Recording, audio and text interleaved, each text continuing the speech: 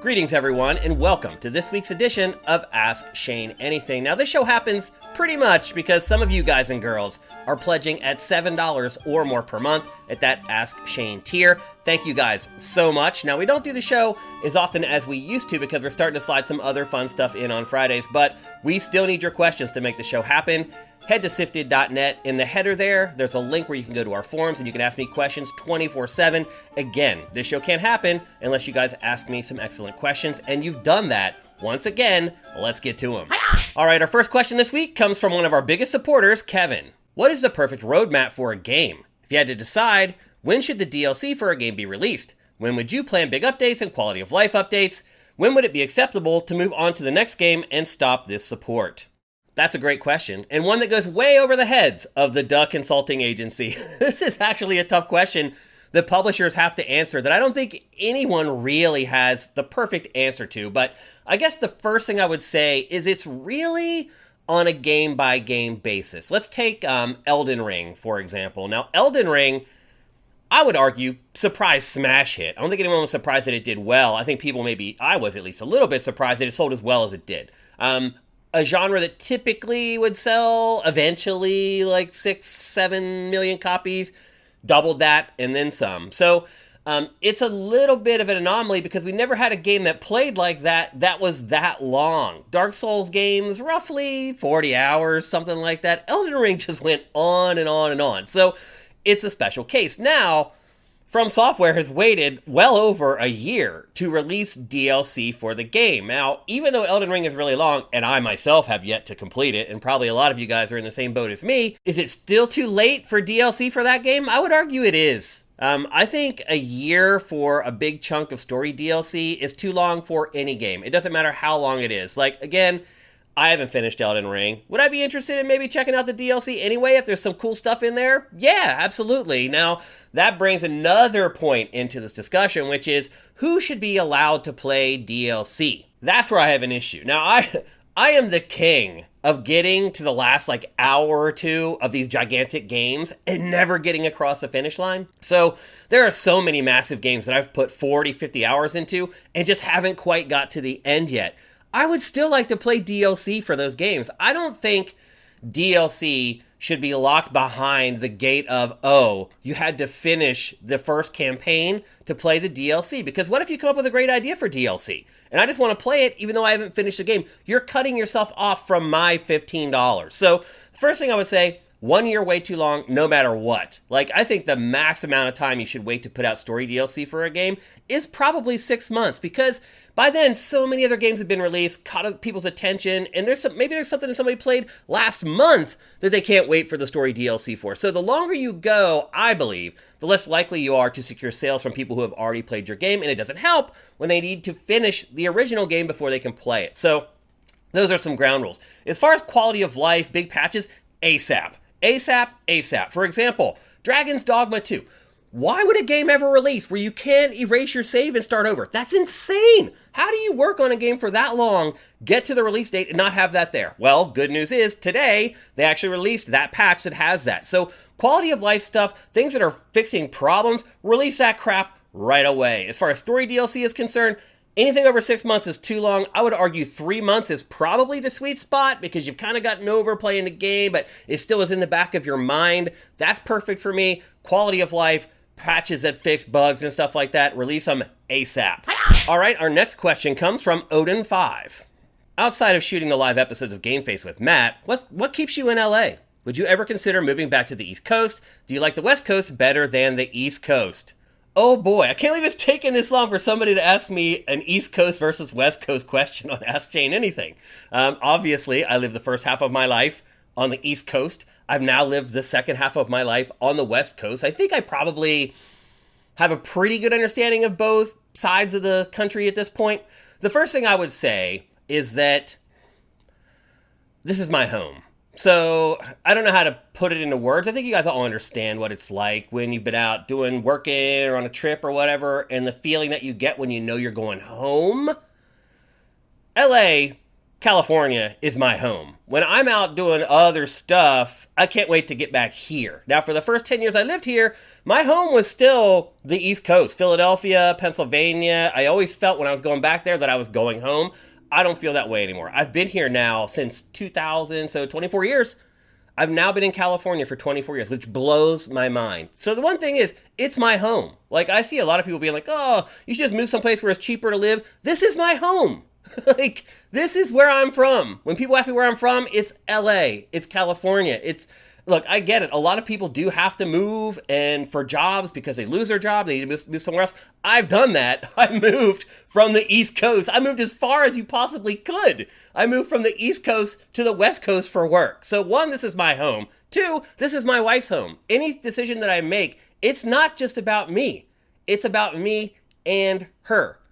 And that's something everybody needs to figure out with relationships. If you're wondering why your relationships never work out, it's probably because you're not considering your significant other as much as you should. And I do. This is also my wife's home. My wife has a career here, working at a great job that she loves. Like, I'm not going to be the guy that's like, let's pick up and go. I don't care how happy you are. You're coming with me. That's not me. And I don't think that's the right way to treat women anyway. So this is my home. This is my wife's home. My wife has a great career here. And here's the other thing, like, now that I've lived here for so long, most of my friends and associates are here. That was not the case forever.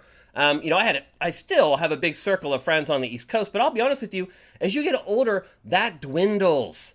For a number of factors. Some people getting older, people changing habits, people move away. Like, I go home for the holidays and I'm in that little town in Pennsylvania called Carlisle. And like, a lot of my friends have left there and they've moved like I did to other places, and their family, their parents maybe don't live in Carlisle anymore. So they don't come home for the holidays anymore. And I'll probably never see them again. That just happens very slowly until one day you realize, wow, I don't have a lot of friends left here anymore. And the other thing too is that a lot of my close friends have passed away. I've had 4 or 5 really close friends die in the last 4 or 5 years. So all of that adds up to in the back of your mind, what home is shrinking on the East Coast and growing on the West Coast. The other thing I would say too is that it took me a long time to build a circle of friends on the East Coast that I could really trust and everything. And have friends and things like that. It was much easier in California when you're working at a big corporation. Because I'll just be honest with you, it's cutthroat here.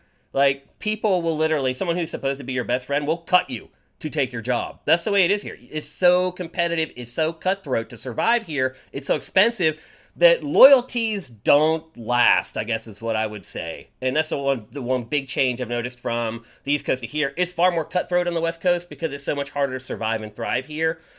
So one thing I have found about the West Coast, it's easy to make friends and have this big circle of friends, but immediately when you can't do anything for them or help them in any way, they just kind of disappear, and then they find other people that they can glom onto to help them in whatever they want to accomplish. So there is a little bit of that. When I first moved here, I did not think that was the case because I was working in corporate America. In a lot of cases, I was a manager. So, you don't get a real read on the people when you're the leader that they're looking to get raises and promotions and things like that. And then once you no longer have that power, you realize who the real friends were. And I would argue that, a lot of people who I thought were real friends of mine here in LA actually turned out not to be. However, there are other people like Matt, as you bring up, who are like my brothers and will be my brother until the day I die. And I've met a lot of people like that here too. So the weather's better here. It's more expensive. I'm 2 miles from the beach right now. I could literally stop recording this, walk out of my apartment and in 15 minutes, I'm at Venice Beach.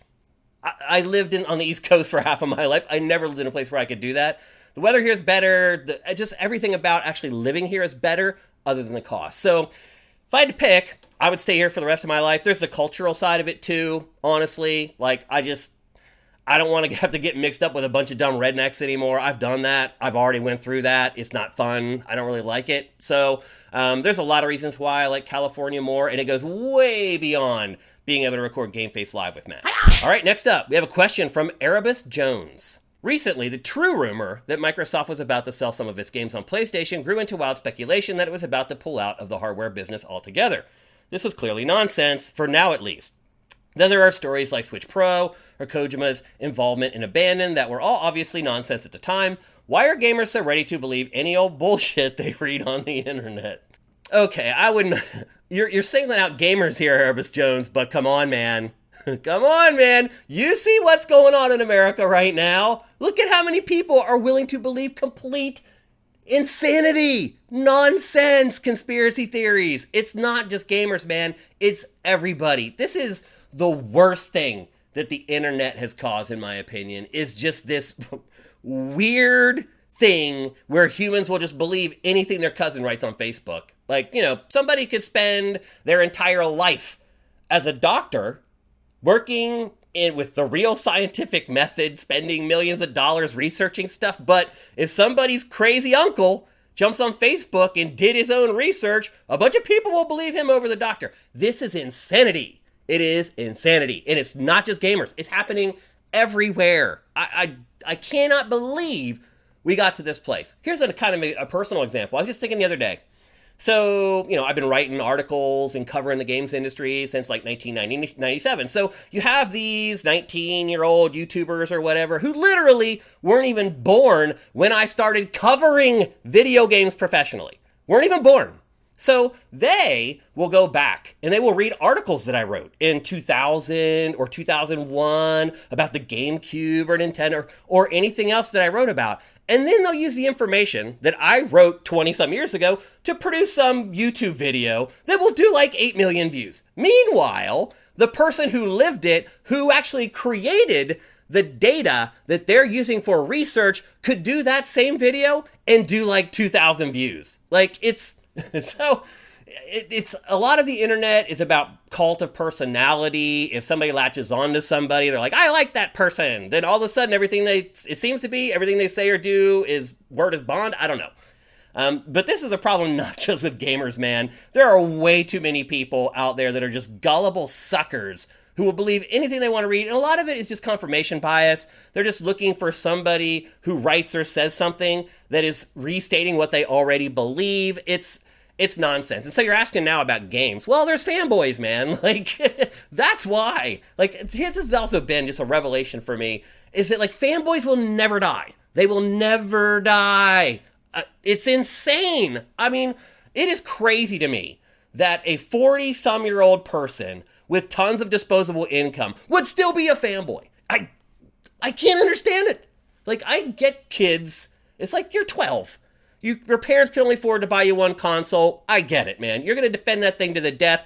I give you a pass. When you are like in your 30s and 40s, you're still like supporting a piece of electronics like it's a religion. I can't get it. I don't get it. But again, that's why this is happening. Because you have fanboys still who want Xbox to do bad and want Xbox to look bad. So if you get a little crack, a little chink in the armor there, they're going to just bust in there and try to bust it wide open with just a deluge of social media posts, backing it up.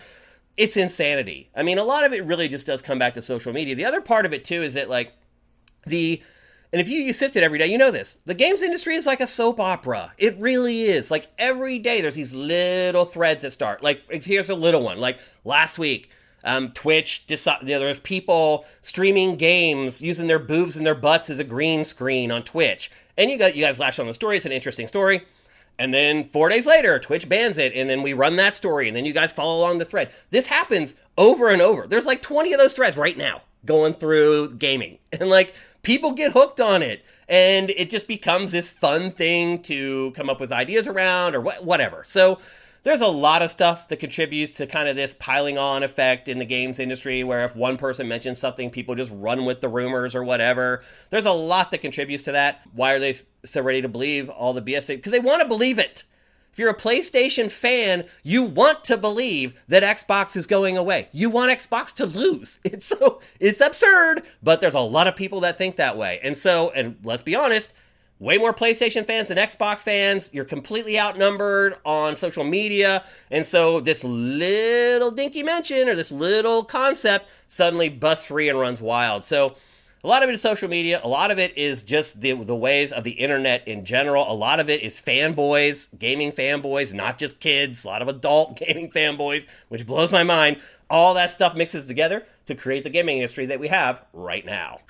All right, our last question for this week's episode comes from AJ the Legend. What have you learned about your video game habits and or tastes from running SIFTD? has the constant involvement in curating content for the site helped you discover games you have been shocked that interest you?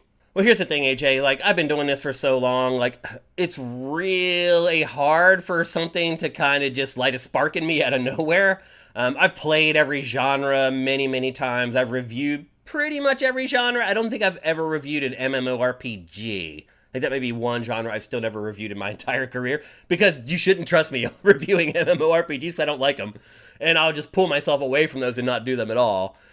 So there aren't too many things that shock me anymore. Of course, there are games that, like, oh, here's the debut trailer for this little indie game. Wow, it looks really cool. Like, that happens all the time. I'm sure that happens for you guys as well, and I hope that happens a lot for you guys on SIFTD. We help you guys discover cool games. So that stuff happens to me all the time, but I never really get caught off guard where I'm like, whoa, like, this blew my mind. Things surprise me and shock me still, like Elden Ring selling as much as it did, as I mentioned earlier. That shocked me and surprised me. Helldivers 2 has shocked and surprised me. So stuff like that still happens, but I don't really get caught off guard on overarching themes in the industry like I would have even 10 years ago, that I've been doing this so much longer.